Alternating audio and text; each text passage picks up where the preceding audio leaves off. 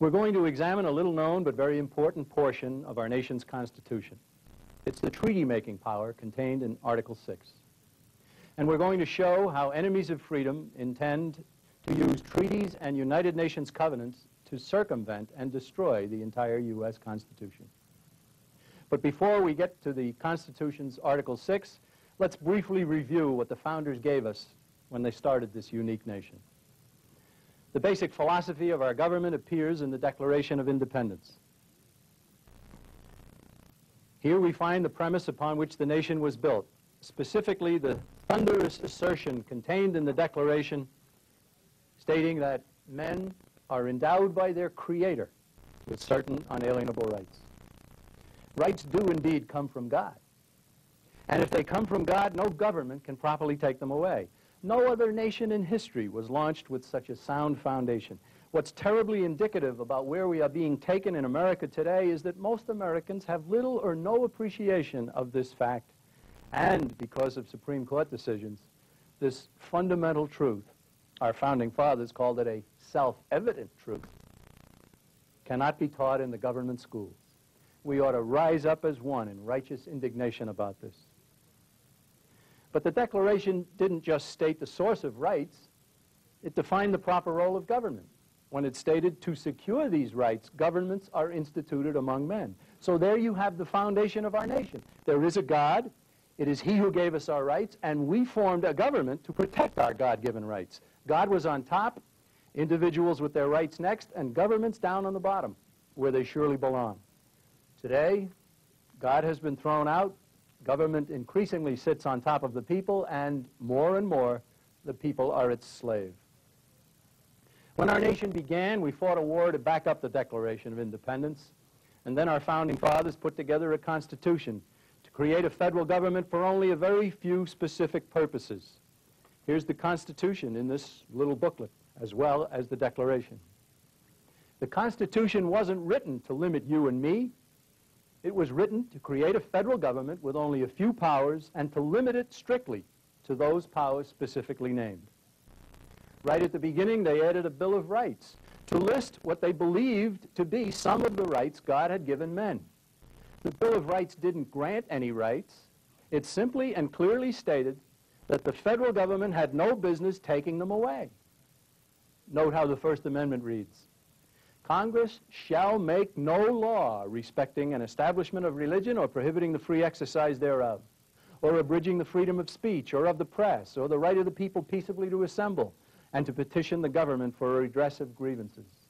The wording is eminently clear. Congress shall make no law. The federal government was not to have power over such rights because the rights transcend any power and authority of government down here. Keep this in mind as we later show the remarkably different way the United Nations considers rights. The Constitution gives the President the power to make treaties with the concurrence of 2/3 of the Senate present at the time the treaty is discussed.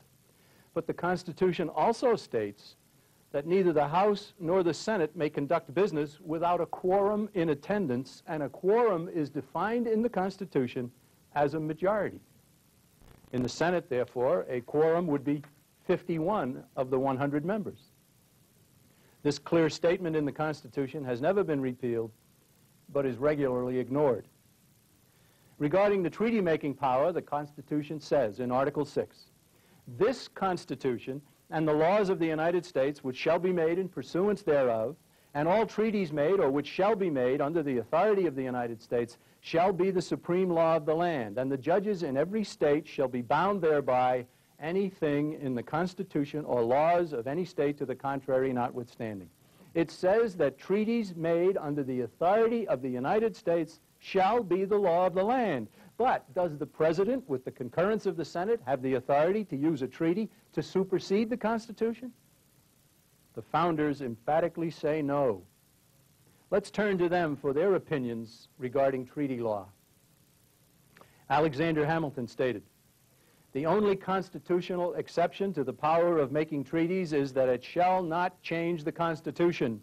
On natural principles, a treaty which should manifestly betray or sacrifice primary interests of the state would be null. That's pretty clear. treaty-making power is limited. James Madison is the father of the Constitution, and he stated, "I do not conceive that power is given to the President and the Senate to dismember the empire or alienate any great essential right. I do not think the whole legislative authority to have this power." Again, that's very clear. The treaty-making power is limited. And Thomas Jefferson, reflecting on the attitude of our nation's leaders at the time, stated, "I say the same as to the opinion of those who consider the grant of treaty-making power to be boundless. If it is, then we have no Constitution." So, according to the lawgivers, treaty-making power is limited, and any law, including the Constitution, should be interpreted according to the attitude of the lawgiver. Laws that are no longer liked or needed can be changed. Portions of the Constitution that are no longer needed can be amended. This is another principle being lost today. But what of the second part of Article 6's discussion of the treaty-making power? Let's read this part again. "Treaties shall be the supreme law of the land, and the judges in every state shall be bound thereby, anything in the Constitution or laws of any state to the contrary notwithstanding." Where earlier in Article 6, the framers referred to this Constitution, meaning the Constitution of the United States, they later referred to the Constitution, meaning the Constitution of any state. This passage does not place treaty power above the U.S. Constitution. It places treaty power above state constitutions. The founders frequently referred to the document they were writing as this Constitution. The use of "the" in the second part of this passage clearly refers to a state constitution and in no way authorizes treaties to supersede the entire U.S. Constitution. To sum up, then, treaty law cannot supersede the Constitution.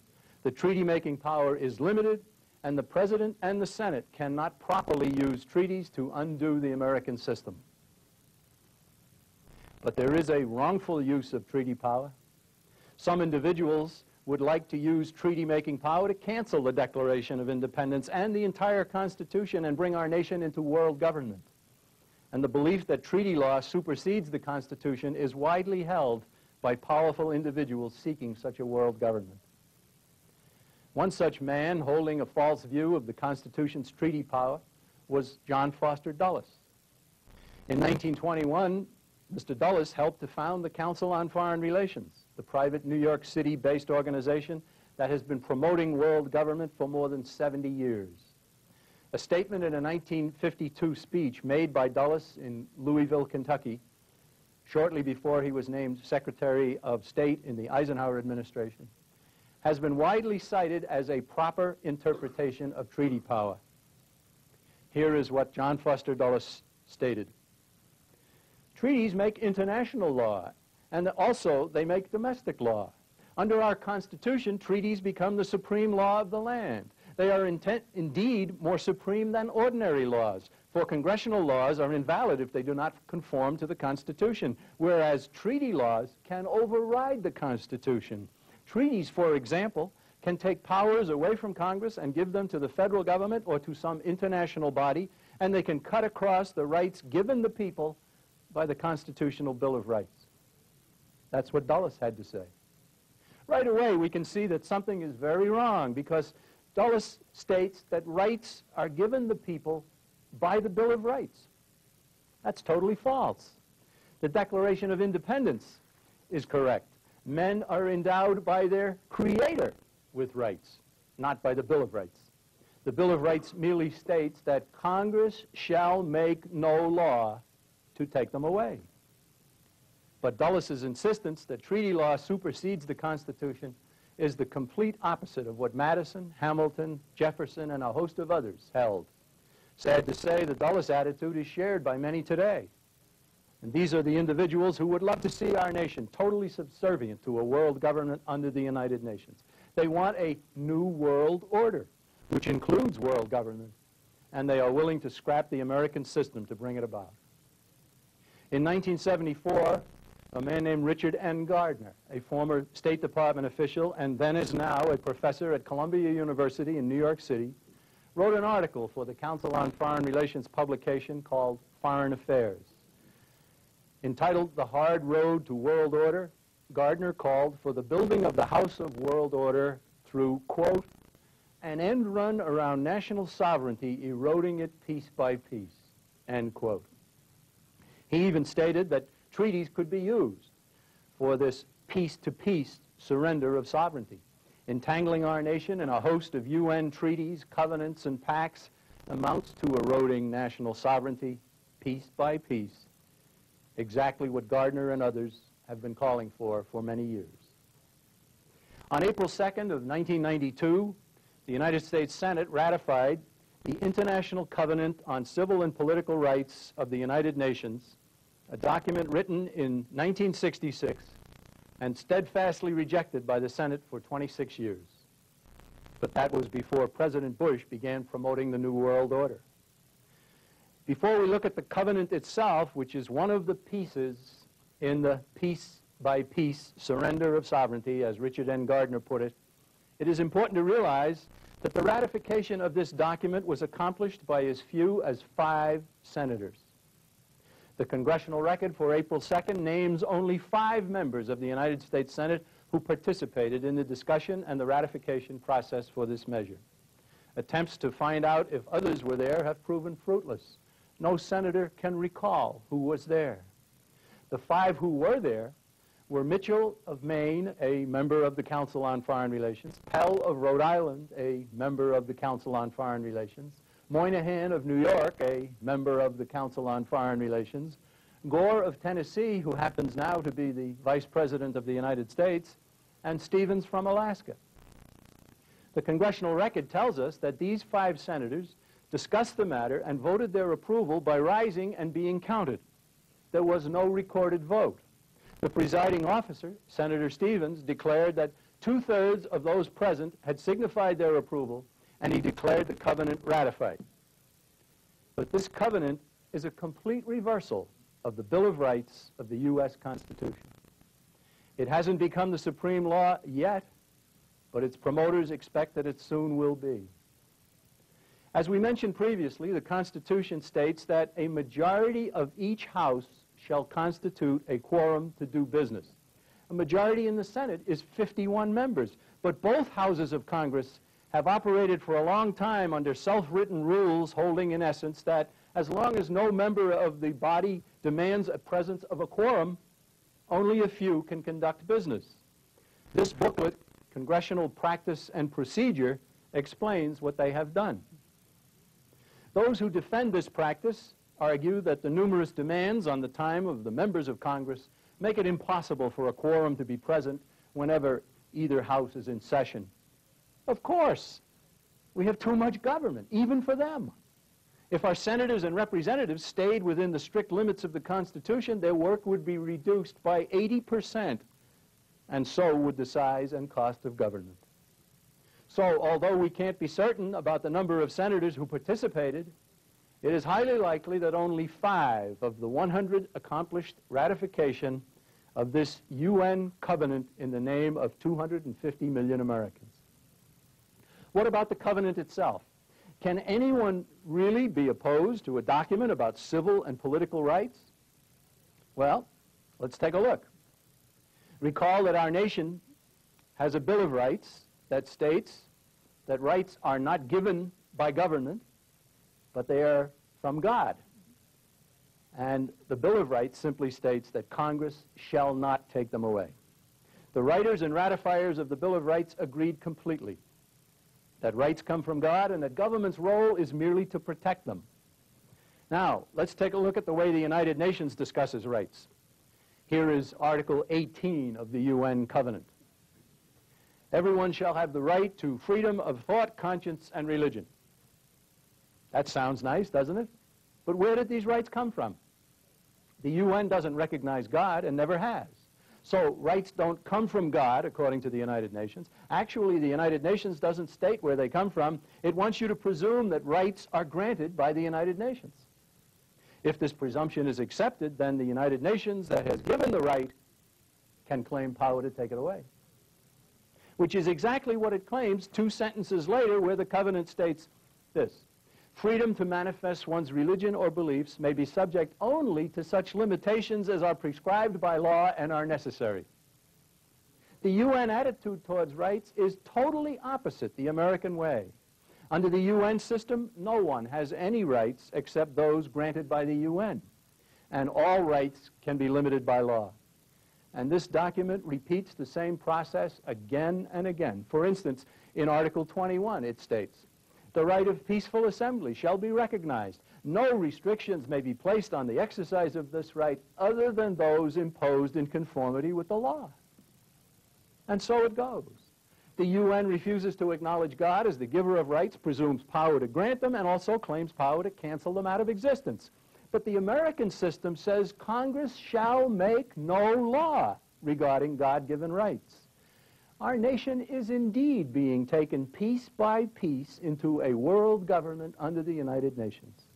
The UN covenant we have discussed is simply one of many treaties, covenants, pacts, and other documents that have either been ratified or soon will be, unless the American people stop this treachery.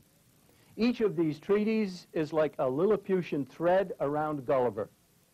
No one thread, and not even a few, could tie Gulliver down, but when all the threads were in place, Gulliver was a prisoner and couldn't move. Let me tell you what's planned for America by referring to what has already happened in Australia. In 1985, a controversy developed over a proposal to build a hydroelectric power dam in the Australian state of Tasmania. After the site had been selected, opponents of the project sought to block it in the name of the environment and the need to refrain from spoiling the area's heritage. Ultimately, Australia's High Court, the equivalent of the Supreme Court in that nation, decided that Australia had ratified a United Nations convention dealing with World Heritage sites, and because a portion of the area where the dam would be constructed had already been designated a UN heritage site, the dam could not be built. The laws of the state of Tasmania didn't apply, and neither did the laws of the nation of Australia. The United Nations was supreme. Australian friends tell us that their nation is party to hundreds of UN agreements, covenants, and treaties, and for all practical purposes, the UN already rules Australia. During the summer of 1992, homosexual activists in our nation were gleefully pointing to a tactic employed by a homosexual group, again in Tasmania, in Australia. The Australian homosexuals had petitioned the United Nations Human Rights Committee, established under provisions of the UN Covenant on Civil and Political Rights. They complained that Tasmania's law against sodomy violated their civil rights. Note that the group went to the United Nations to have the Tasmania law voided. Homosexuals in our nation would delight in following a similar course of action for America. In addition to the threat posed by the United Nations Covenant on Civil and Political Rights, there are many other UN-sponsored treaties and conventions being proposed for Senate ratification. There's the United Nations International Covenant on Economic, Social, and Cultural Rights. That would also supersede our nation's Bill of Rights. There's the United Nations Convention on the Rights of the Child that places UN power between parents and children. There's the Law of the Sea Conference. There's a whole host of controls over mankind in the name of protecting the environment contained in the proposed United Nations treaty known as Agenda 21. My colleague, William Jasper, is the author of this very important book about the United Nations entitled Global Tyranny, Step by Step.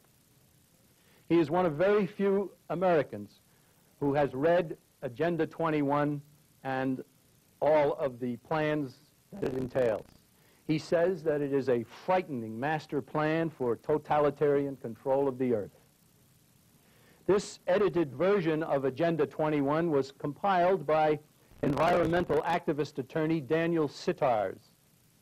In calling for its complete implementation, Mr. Sittars stated that it will require a profound reorientation of all human society unlike anything the world has ever experienced, a major shift in the priorities of both governments and individuals.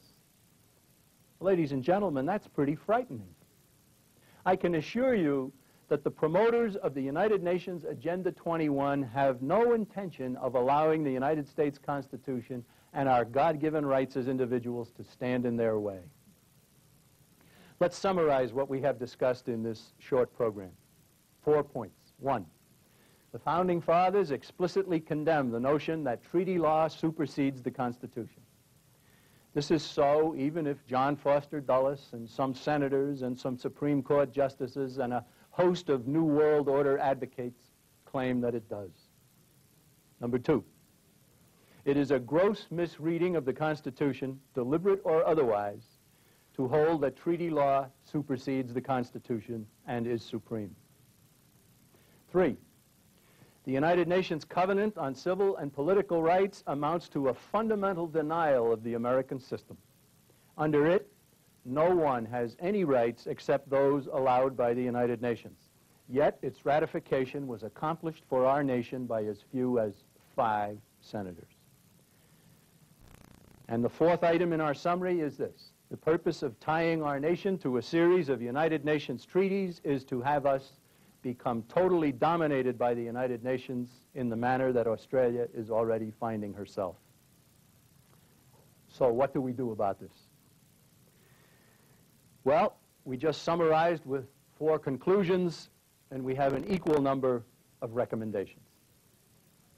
Our first recommendation: we must educate fellow citizens about the plans of those who would use treaty law to destroy national independence and bring us into the New World Order. William Jasper's book, Global Tyranny, Step by Step, is an excellent beginning. Our second recommendation: senators must be placed on notice by the people that no treaty should be ratified without a quorum defined as a majority, and no treaty can supersede the Constitution. Recommendation number 3, many treaties already ratified must be canceled. This document, Presidential Authority to Terminate Treaties, issued by the State Department as far back as 1979, shows that the President has the power to terminate treaties, as President Carter did when he canceled our mutual defense treaty with the Republic of China on Taiwan. Also, if treaties must be ratified by the Senate, then the Senate can unratify them, even if the President will not. And our 4th recommendation, simply this: the United States must withdraw from the United Nations. As Senator Robert Taft stated over 40 years ago, the United Nations has become a trap. Let's go it alone. The United States of America is unique among all nations. Casting aside our heritage in favor of the godless United Nations means placing all Americans under the potential tyranny of the UN. Yet that is precisely what advocates of the New World Order seek. Don't let it happen, my friends. Let's continue as an independent nation. Let's hold on to and improve our nation, the greatest experiment in human liberty in all history. And let's continue to pledge allegiance to our flag and to one nation under God, not the United Nations. What does the John Birch Society intend to do about these things? Well, simply, the John Birch Society has always sought to create awareness about the marvelous system of government given us by our forefathers, and about forces within and without America working to change and destroy it. Never a political organization, the Society seeks to provide information, believing that an informed public is the effective route to restoring and retaining good government. Our goals in the John Birch Society have been summarized in the motto: less government, more responsibility, and with God's help, a better world. We seek to accomplish these ends through education as our total strategy and truth as our only weapon. Americans owe it to themselves to examine our program with a view toward helping us to preserve the freedom that most of our fellow Americans take for granted. Contact us today. If you are among the tens of millions of Americans of good conscience and humane ideals, you will be glad you did. You may then likely decide, as so many Americans have already decided, to join us in our proud companionship and in our epic undertaking. We look forward to your inquiry, and we thank you very much for your attention during this program.